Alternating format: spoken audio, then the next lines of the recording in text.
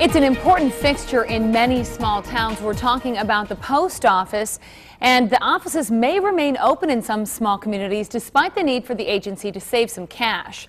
Some of the rural offices could see their hours cut back, however, but that move could save $500 million a year. Fox 11's Kelly Schlick takes a closer look for us.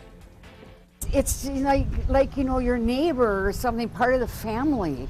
The post office is, in a bigger city you wouldn't care that much, but here everybody knows everybody, that comes to the post office. Those who live in Manitowoc County and 6 other counties around the Green Bay area say they're happy to hear their local post offices most likely won't have to close.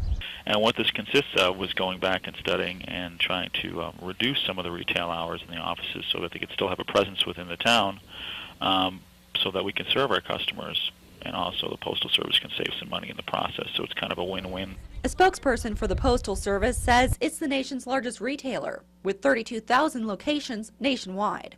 It lost $3.2 billion last quarter alone. It's looking at cutting the hours of 385 rural locations in Wisconsin. 40 of those are in northeast Wisconsin. And one of those locations is in Maribel. It's attached to this gas station and the Maribel Grain Company. We own the building, we rent to the post office, which obviously creates income for us as far as a business, but more importantly, it creates people a reason to come to town. There ain't a whole lot of other reasons to come to town. The manager of the Maribel Grain Company says he understands the post office needs to save some money, but he'd like to see some small town locations preserved. The Postal Service says it understands what post offices mean to people in rural areas.